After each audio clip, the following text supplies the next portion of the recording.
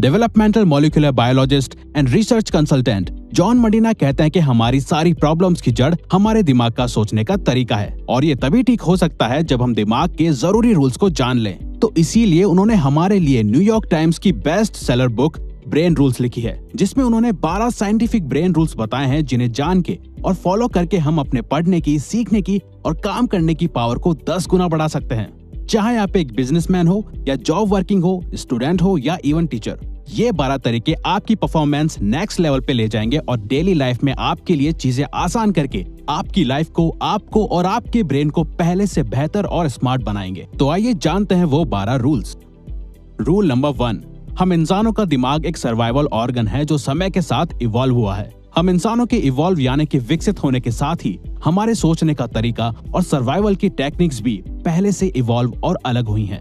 चाहे हम इस वर्ल्ड में सबसे ताकतवर ना हो, लेकिन हमने वक्त के साथ सबसे ज्यादा स्ट्रॉन्गेस्ट ब्रेन डेवलप किया है और यही हमारे सर्वाइवल का भी रीजन है, चाहे फिर वो हमारी हिस्ट्री हो या हमारा आज।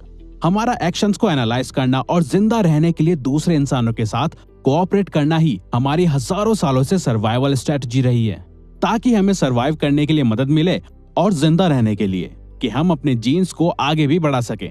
और अगर हमारा एनवायरनमेंट और आसपास के लोग हमारे गोल्स को सपोर्ट करते हैं तो हमारी प्रोडक्टिविटी और क्रिएटिविटी भी बूस्ट होती है।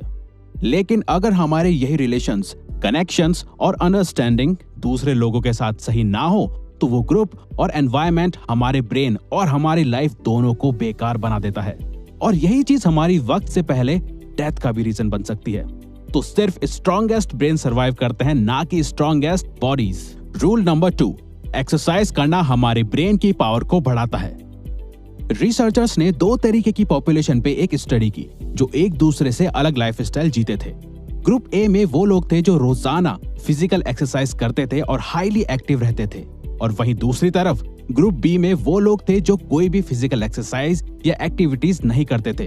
तो रिसर्चर्स ने पाया कि ग्रुप ए का कॉग्निटिव स्कोर ज्यादा था ग्रुप बी के मुकाबले।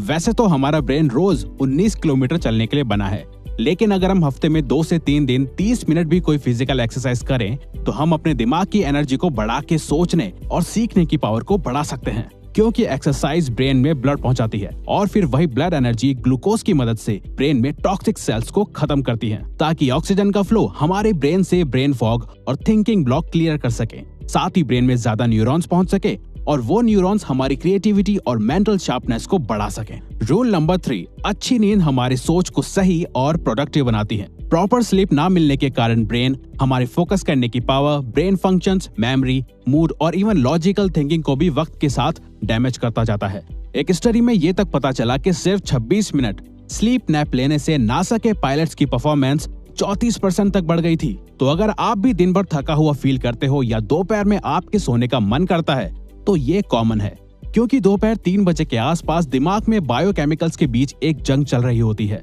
जिसमें एक तरफ जगे रहने की कोशिश होती है तो दूसरी तरफ सोने का मन करता है। तो उस वक्त अगर पॉसिबल हो तो हमें कुछ देर की झपकी जरूर लेनी चाहिए। डॉक्टर मरीना का कहना है कि असल में हमारा ब्रेन सोने के दौरान भी रेस्ट नहीं कर रहा होता, वो दिन भर की इंफॉर्मेशन को प्रोसेस और चीजें लर्न कर रहा होता है। लेकिन हमारे लिए प्रॉपर स्लीप और नैप्स लेना बहुत जरूरी है एक प्रोडक्टिव माइंड के लिए। रूल नंबर 4, हमेशा चिंता करना हमारी लर्निंग एबिलिटी और दिमाग दोनों को डैमेज करता है। हमारा ब्रेन लगभग सिर्फ 30 सेकंड्स तक चलने वाले स्ट्रेस से निपटने के लिए ही बना है, ज्यादा लंबे समय तक रहने वाले स्ट्रेस के लिए नहीं, क्योंकि ज्यादा स्ट्रेस लेना हमारे ब्रेन की ब्लड वेसल्स को खराब कर देता है और इसके कारण हमें हार्ट अटैक भी आ सकता है। अगर आपको घर में, क्लास में या जॉब में आपको रोजाना काफी ज्यादा स्ट्रेस एक्सपीरियंस करना पड़ता है तो यही स्ट्रेस आपके लाइफ में सक्सेसफुल होने के चांसेस को भी इफेक्ट करता है।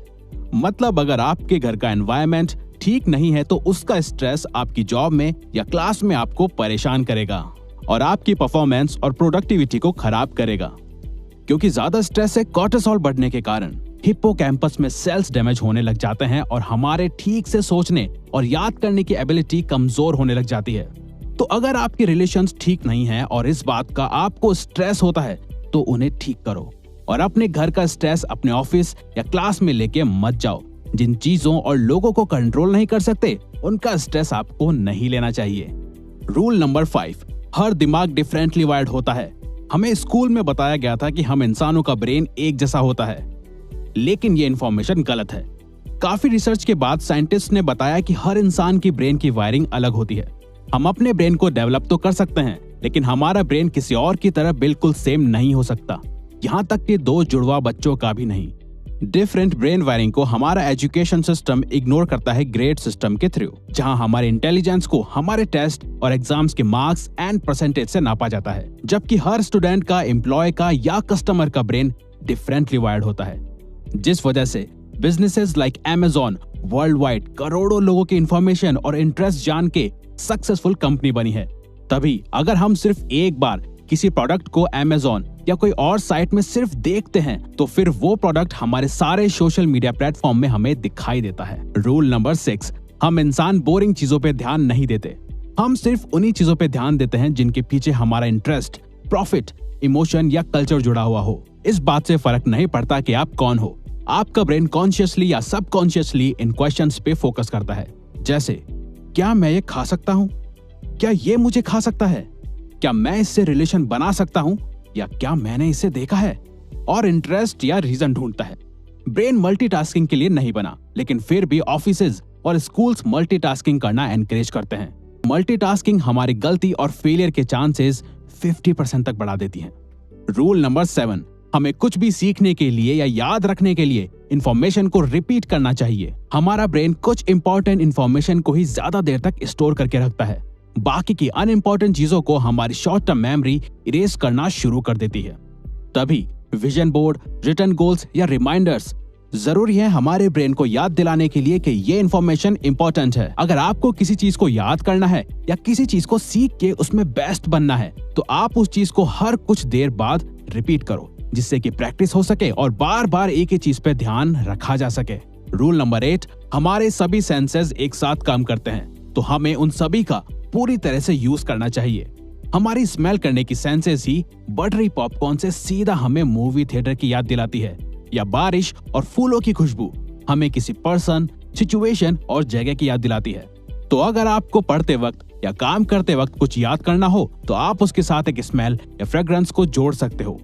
अब चाहे ये आपका परफ्यूम हो या रूम कैंडल, आपको जब भी वो स्मेल आएगी, आपको पास्ट में हुई इंफॉर्मेशन याद आएगी, और इसके चांसेस 10 से 50% भी हो सकते हैं। रूल नंबर 9, हमारी देखने की सेंस हमारी सभी सेंसेस से ज्यादा होती है।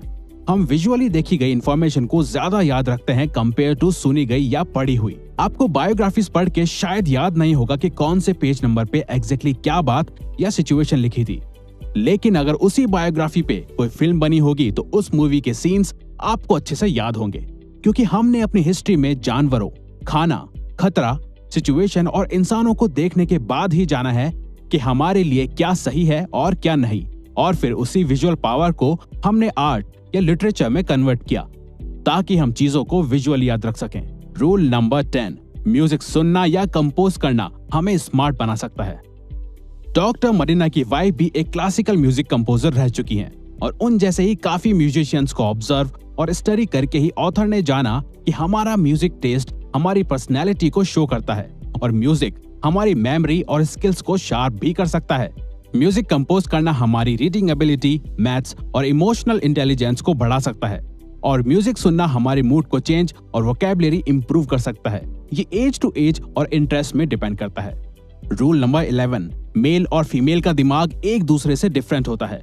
एक बार रिसर्चर लैरी केहिल ने मेल्स और फीमेल्स को एक हॉरर मूवी दिखाई और पाया कि उस दौरान मेल्स के ब्रेन का सिर्फ राइट हेमिस्फीयर काम कर रहा है और लेफ्ट हिस्सा शांत था, वही फीमेल्स का लेफ्ट हेमिस्फीयर काम कर रहा था और राइट हिस्सा शांत था, जिससे उन्हें पता चला कि मेल्स और फीमेल्स का स्ट्रेस हैंडल करने का, सोचने का और काम करने का तरीका एक दूसरे से काफी अलग होता है। और ऐसी ही काफी केस स्टडीज करने के बाद मेंटल हेल्थ प्रोफेशनल्स को पता चला कि फीमेल्स मेल से ज्यादा डिप्रेस्ड होती हैं और नर्वस हो जाती हैं, और प्यूबर्टी के दौरान वो काफी एंजाइटी भी फील करती हैं। वहीं लड़के प्यूबर्टी के दौरान एंटी सोशल हो जाते हैं। मेल्स और फीमेल्स का इमोशंस को हैंडल करने का तरीका भी एक दूसरे से काफी अलग होता है। रूल नंबर 12, हम इंसान एक पावरफुल और नेचुरल एक्सप्लोरर्स हैं। हमेशा कुछ नया एक्सप्लोर करने का डिजायर हमें कभी भी अकेला नहीं छोड़ता, लेकिन हम ज्यादातर अपनी क्लासेस या ऑफिस के क्यूबिकल में ही फंसे रहते हैं, जबकि हम ह्यूमंस नई चीजें एक्सप्लोर करने के लिए और सीखने के लिए बने हैं। हम बचपन में कितने क्यूरियस होते हैं, हर एक चीज को तोड़ के या खोल के हमें उसके बारे में जानना होता था, लेकिन यही चीज उम्र बढ़ने के साथ कम हो जाती है। गूगल अपने एम्प्लॉयज को हमेशा एटलीस्ट 20% टाइम देता है एक्सप्लोर करने के लिए, और यही एक्सप्लोरेशन ने जीमेल और गूगल न्यूज आइडियाज को इन्वेंट करा। तो हमें भी बच्चों की तरह ही कुछ डिफरेंट एक्सप्लोर या ट्राई करते रहना चाहिए ग्रेट आइडिया और ब्रेन ग्रोथ के लिए। तो ये वीडियो यहीं खत्म होती है। अगर आप चाहते हो कि हम किसी पर्टिकुलर टॉपिक पे या प्रॉब्लम पे वीडियो बनाएं, तो प्लीज कमेंट बॉक्स में बताओ। हम उस पे वीडियो बनाने की कोशिश करेंगे, क्योंकि हम यहाँ आपकी हेल्प करना चाहते हैं। और हाँ, सब्सक्राइब करके और बेल आइकन को ऑन करके इस चैनल को ग्रो करने में सपोर्ट करो।